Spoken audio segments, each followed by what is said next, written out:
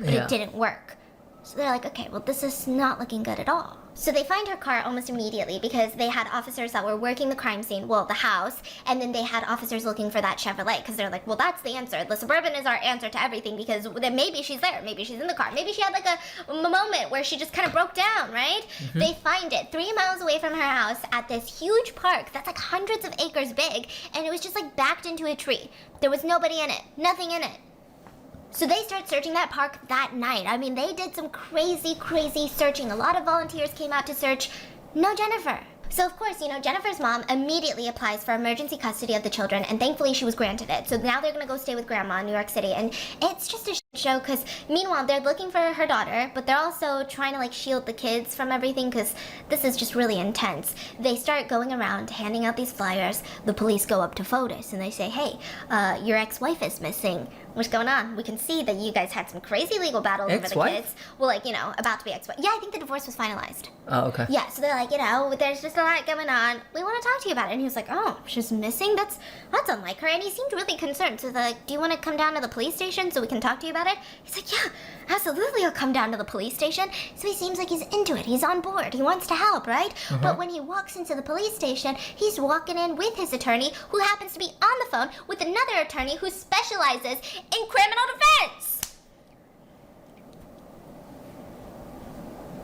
Listen, I'm all about lawyering up before you talk to the police, right? But I mean, not in a situation where like someone is just gone.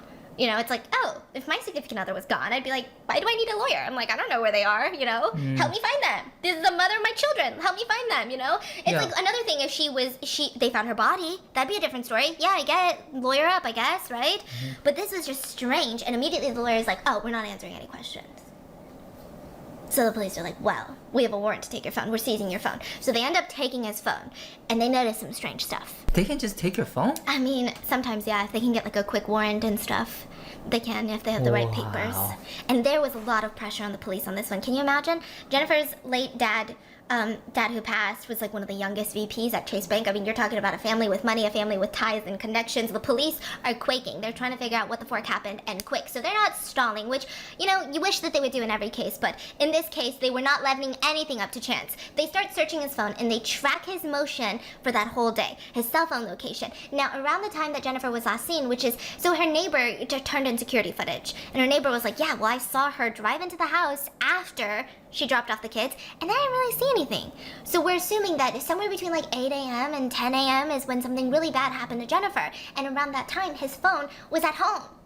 Which doesn't really mean anything, because it's not like a chip on your body, right? So his phone is at home. But later that day, there's some suspicious activity. He's driving down a super busy street, okay? And he stops. Just like non-stop, and it doesn't seem like he's stopping with red lights. He just keeps stopping. He stopped close to 30 times in a 4-mile radius. So they go all up down that street, and they actually used intercoms on the police cars to shout out CCTV footage. If you have it, like, turn it in.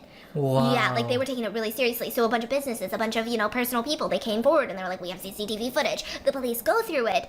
Suspicious AF. So there is this, like a Ford pickup truck, right? Which, by the way, he owns one. A Ford pickup truck.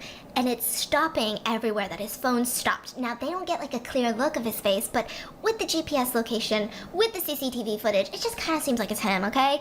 And every time that this person would stop, he would just stop at like a big light on the side of the road, and he would see a public trash can, and he would be throwing away bags of black trash bags in like 30 different spots. And in one of those videos, they see a woman open the passenger door side and just kind of like lean out, and it seems like she put something into the storm drain, which like you would never throw something in there. Like if you do, you're a person, you know? So the police, they immediately go through these trash cans because, I mean, once they're in a landfill, it's like game over, right? And so they find one plastic bag and one box. They were only able to find like one bag in a box. So inside of one of the black trash bags, plastic trash bags. Why do I keep saying trash stick? Plastic trash bag, okay? They find a bunch of rolls of paper towels, like used paper towels. They find like a mop handle. They find 4 zip ties. They find like kitchen cleaning supplies, and they find a woman's clothing drenched in blood. So they bring that in to be tested. Now nearby in the same storm drain, they found a box. Inside of that box were 2 license plates, Connecticut license plates, that were registered to FOTUS. So here's the problem with this. Technically, you're thinking what I was thinking. Okay, well, lock the motherfucker up.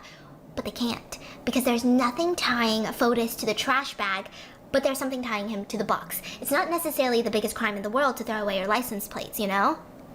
Even if they're at the same spot.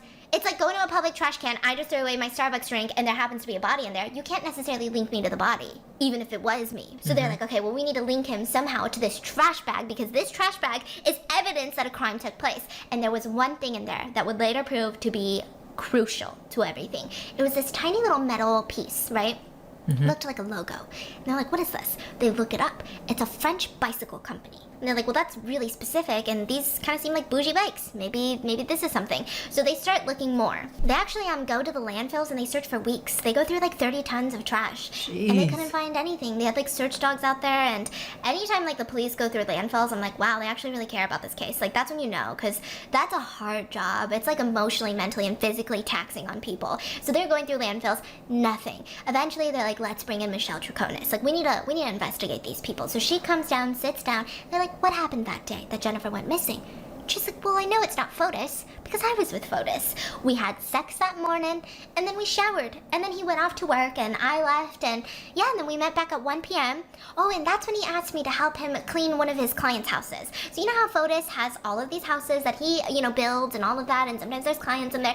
Now, I don't know what exactly he told her, but there's just something odd about it. Like Fotis barely cleans his own house is the vibe that I'm getting. Like he's the vibe that's like very, I have a woman who comes over and like clean my toilets 2 times a week. Like that's the vibe Fotis gives me. So it's just very odd that he was like, let me go clean someone else's house and you come with me, Michelle. But she didn't think anything of it, according to her. So she goes, they clean the place, and he's like, well, do you want to go to Starbucks? She's like, hell yeah, I want to go to Starbucks. Is that even a question? They get into the car. But instead of going to Starbucks, he just stops a bunch of times, and she didn't know why. She did not know why. She claimed she had no idea about the trash bags. What do you